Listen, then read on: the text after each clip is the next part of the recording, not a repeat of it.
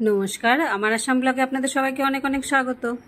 সকালে জল খাওয়া টল খাওয়া সমস্ত সেরে এখন বাজে প্রায় 10:30। চলে আসলাম রান্নাঘরের দিকে। একদিকে ভাত বসিয়ে দিয়েছি, আরেকদিকে মাছ ভেজে নিলাম।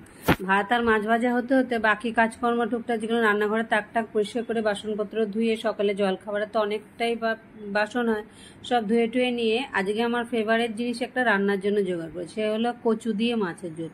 আমার ঘরে যেহেতু কচু কেউ খায় না, সেজন্য কচুটা আমার খুবই প্রিয় আর খুবই পছন্দের। কচু, লতি, যে কোনো জিনিস কচুর মানে কচু শাক খুবই ভালোবাসে, কিন্তু বাড়িতে কেউ খায় না, নিজের একার জন্য। তাই সেদিন যে কচু নিয়ে এসেছিলাম শনিবারে, ডালে দিয়েছিলাম, তার মাঝখান থেকে 3-4টে কচু রেখে দিয়েছিলাম মাছের ঝোল খাবো বলে।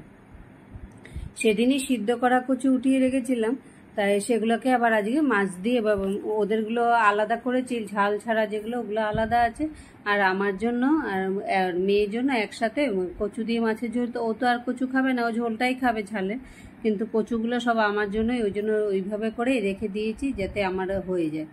তাই আজকে কচুর ঝোল যাই না, লবণ টবণ সব ঠিকঠাক হয়ে, কিনা যেগুলো পছন্দের জিনিস বানাতে চাই তার মধ্যে কিছু না কিছু গড়বড় একটা করে ফেলি প্রত্যেক দিন।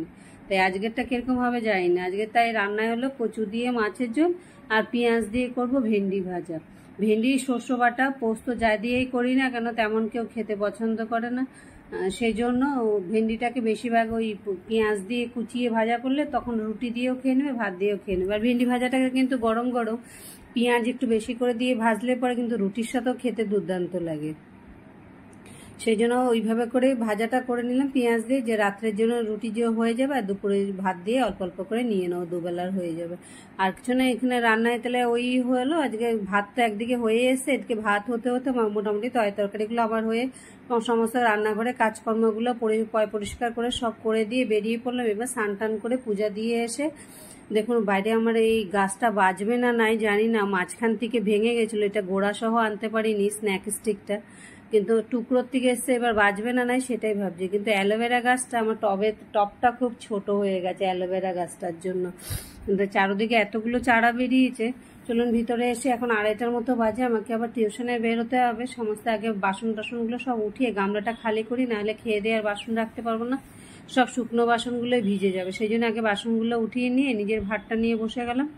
ভাত, এদিকে ভেন্ডি ভাজা, এদিকে কচু দিয়ে মাছের ঝোল, সব ওইভাবে করে তৈরি করে নিলাম। আর এখানে কড়ার মধ্যে কালকের একটু ভাত আছে, সেটাকে গরম বসিয়ে দিলাম।